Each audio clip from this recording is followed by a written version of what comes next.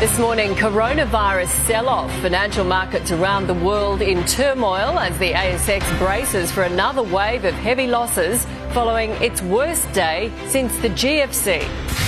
Schools shut down, the deadly virus infecting campuses in Sydney and Melbourne, with warnings this could be the new normal.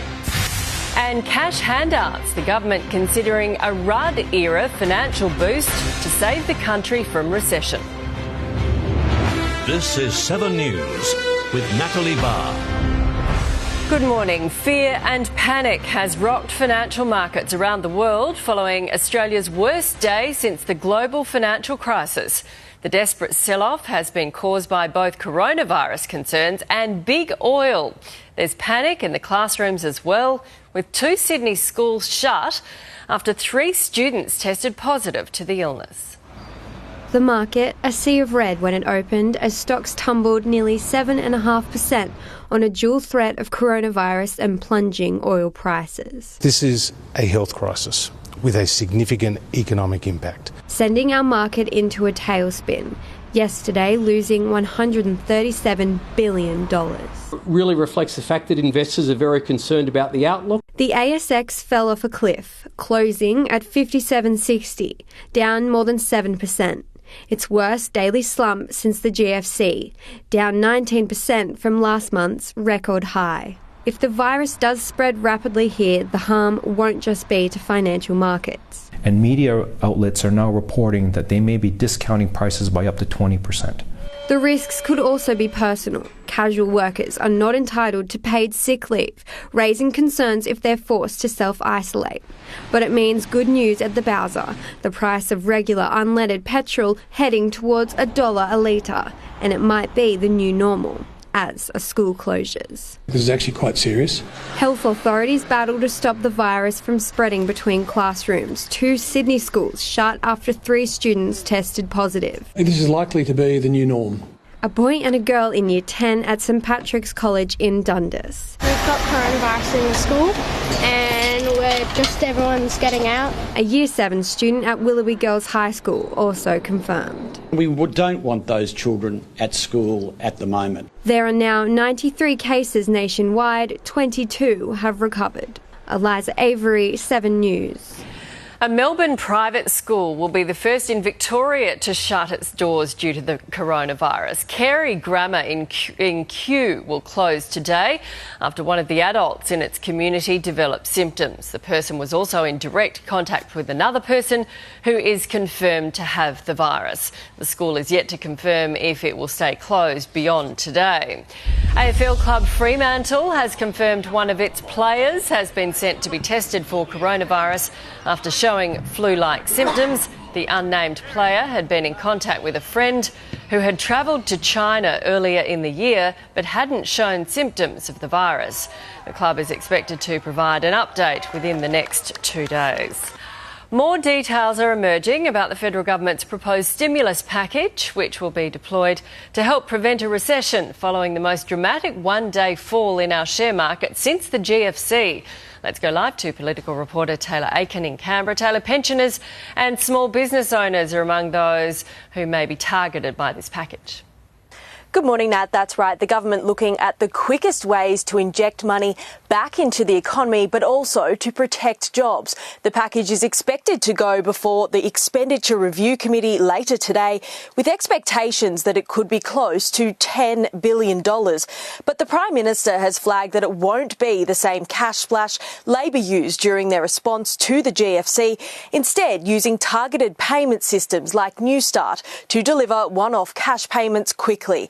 Scott Morrison has also called on corporate Australia to support small businesses by paying suppliers quickly and to hold on to employees in the tough times ahead, saying that big businesses will play a crucial role in ensuring the economy bounces back quickly. Nat.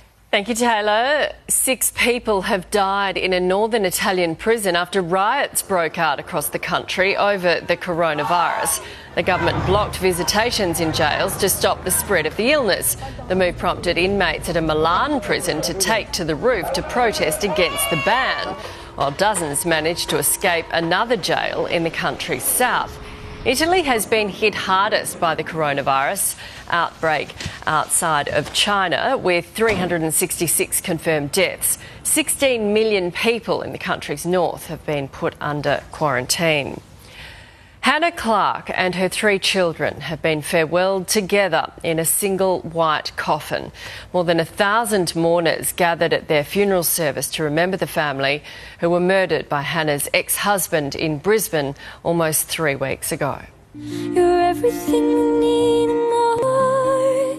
A beautiful family of 4 farewells. Baby, I can see your halo. I only wish there was more time. We love and miss you all so much. Hannah Clark and her 3 children remembered by a crowd of more than 1,000. Our lives are forever changed because of you, because of Aaliyah, because of Leanna, and because of Trey. A legacy of bravery and resilience, of strength, but most of all, a legacy of love. The family taken in the most horrific of circumstances, killed by Hannah's ex-partner and the children's father, the one person meant to look after them. I would have laid down my life for you. I'm so sorry I couldn't protect you. The shocking domestic violence attack rocked the nation and sparked a public outpouring of grief. The Prime Minister, Queensland Premier and police all there to pay their respects, as well as family and friends, but there was no mention of that dreaded day. Mourners instead choosing to remember the impact of the 4 lives, not how they were taken away. You are my sunshine. Bianca Stone, 7 News. Most expectant mums and dads worry about getting to the hospital before their baby arrives. A Melbourne couple managed to make it to the front door, but not much further. A hospital foyer becomes a delivery room. Little Anderson Casson just couldn't wait to come into the world. It's an epic story. Mum Julianne Logano made it to the hospital lift, but no further. We're giving birth right here, right now, in the foyer. She had been at home with husband Trent when contractions began and rapidly escalated. A minute apart, contractions a minute apart, which you know from the movies you should be in the hospital by then. She struggled to get to the car, at times on her hands and knees. My eyes were bulging out of my head and I remember thinking, I've stuffed this up. Midwives were waiting outside the Epworth Freemasons Hospital. Oh, seriously, you were so amazing. Thank God you were there. Oh, crazy. But it was so beautiful to be a part of. Her obstetrician arrived with moments to spare. The head was already just emerging right at that moment, and I turned up right then. There was no privacy for Julianne. Unsuspecting members of the public coming out of the lift and met with a sight they'll never forget. People's faces was just completely in shock. You don't expect a lift to open and see a woman with a head popped out. And the hospital CCTV was recording it all. That's very special to have that moment captured. James Manton, 7 News. Far North Queensland is expected to be on flood watch soon, with heavy falls predicted from Cape York through to Mackay over the next week. There have been renewed river level rises, particularly the Bulu and Paru rivers. It comes amid the threat of a cyclone forming off the coast of the far north as early as Friday. The system is currently a monsoonal trough from the Gulf stretching to the Cape York Peninsula. New South Wales Police Minister David Elliott is under investigation after photos emerged of him using a submachine gun. In a Facebook post from September 2018, Mr Elliott is seen using the fully automatic weapon during the opening of a prison in Sydney's northwest. Police are now investigating whether the then Corrections Minister had the proper clearance to use the firearm, which is illegal unless under strict conditions. The inquiry into Australia's family law system will begin in Townsville today, ahead of 6 months of public hearings across the country. The probe is being led by Liberal backbencher Kevin Andrews and One Nation's Pauline Hanson. She's campaigned for years for changes to the family court system and better representation of the rights of men involved in family breakdowns. However, domestic violence campaigners, including Rosie Batty, have expressed strong issues with the inquiry. The inquest into the disappearance of William Tyrrell has heard concerning allegations about a convicted pedophile.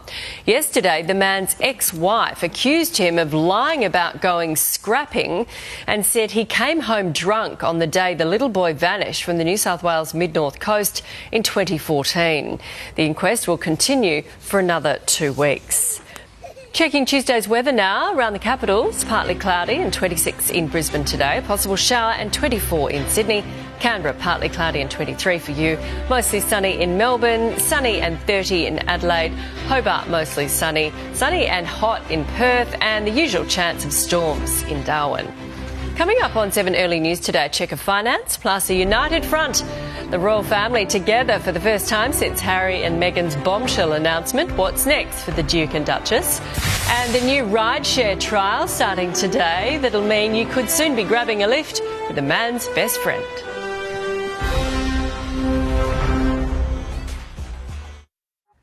A trial has opened into the shooting down of MH17 and the deaths of all 298 people on board. 38 Australians were killed when the aircraft was shot out of the sky by a missile over Ukraine in 2014. A judge today called it an atrocious disaster as proceedings began before the names of each victim were read out. Martin Clancy. Carol Ann Clancy. 3 Russian men and a Ukrainian man stand accused of bringing the aircraft down. Live now to Europe Bureau Chief Hugh Whitfield in Amsterdam. Today was a significant step in the fight for justice, Hugh. Nat, one of the judges saying today that some of the victims' families have longed for this moment, a formal criminal trial. Prosecutors say the 4 men accused, 3 Russians and 1 Ukrainian, ordered the missile launcher from Russia. They, quote, delighted with note when a passenger plane was brought down and then directed for the Buk missile launcher to be sent back to Russia. They say that the men didn't necessarily push the button but played, quote, a significant coordinating role. There was a poignant moment, as you said, when all of those 298 victims' names were read out, including the name of 29-year-old Viktor Oreshkin. His parents were watching on here at court. That brings the day that I heard it on the phone, brings the memories back 5.5 years ago when I received that morning phone call at work. It's very, very heavy. It's very upsetting. However, we are glad to hear our son's name to be remembered. So. He's not forgotten. None of the accused men are here. They are believed to be essentially in hiding in Russia, but one of them is legally represented. His lawyers saying that their client had nothing to do with the downing of flight MH17 and in fact blamed authorities and possibly even the pilots for flying over an active war zone at the time in eastern Ukraine. This trial is going to last a long time, at least 13 months. Many of the victims' families are also searching for compensation. Nat? Thank you, Hugh. The royal family has presented a united front this morning, gathering for the annual Commonwealth Day service at Westminster Abbey. It's the first time the Queen and her family have come together since Prince Harry and Meghan decided to step down from royal duties. The Duke and Duchess were among the first to arrive, with Prince William and Kate following soon after. The Queen then followed them. It's Harry and Meghan's final official engagement as members of the royal family. Checking finance now. Trading had to be halted after the Dow Jones plummeted almost 1,700 points. The Nasdaq has plunged too. In London, the FT100 closed lower. Germany's DAX did as well. Closer to home, Japan's Nikkei was smashed, falling more than 1,000 points. It was the same for Hong Kong's Hang Seng, while the All Ords and the ASX 200 had their worst days since the global financial crisis. On the commodities market, gold is trading at $1,671 an ounce, while the oil war has seen its price tank to $33 a barrel. The Aussie dollar is buying 66 US cents, 67 Japanese yen, and close to $1 New Zealand. Well, from today, those in Sydney will be able to ride share with their 4-legged friends before Brisbane gets their chance next week. Uber Pet will launch after being trialled successfully in the US, with fans giving the app 2 paws up. For many, they're mates, children and a part of the family you reluctantly leave behind. But now, even if you don't want to drive, you can take them along for the ride using Uber Pet. We know that lots of our riders have pets that they want to bring around the city when they're doing errands or going to the vet or going to doggy daycare, so this provides them a great option. I could definitely see that being, really useful for a lot of people. Sounds like probably a safety concern. It'll cost you $6 extra to take your pet on board. That fee doesn't apply to service animals. You'll see the Uber Pet option in the Uber app starting tomorrow, and you can choose it just like you would UberX, and you'll have a driver that's ready to take you and your furry friend along for a ride. It's not just cats and dogs that are welcome. Any animal is fine as long as the driver's comfortable with it. Next week, Uber will also launch its alcohol delivery service here in Brisbane. So even if you fancy a drink, you won't have to brave the conditions. Seems like it's passed the pub test. Tristan Vorius, 7 News. Next on 7 Early News today, NRL boss Todd Greenberg is set to learn if he'll stay on as CEO. And an AFLW player handed the biggest suspension of the season after she was charged with rough conduct.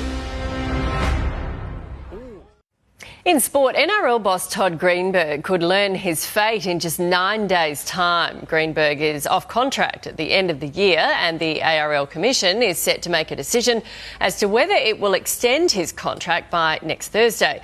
With only 2 days to go until the new season, the Broncos are hard at work preparing for their round one clash against the Cowboys at the Cowboys' new stadium. I'm looking forward to a packed house and a fair few fans behind both teams, so it'll be pretty exciting. Bulldogs junior Brendan Wakeham has been named as replacement for injured 5'8" Kieran Foran for their season opener against Parramatta. It's been a bruising encounter as the Cats and Bombers are putting the finishing touches on their pre-seasons.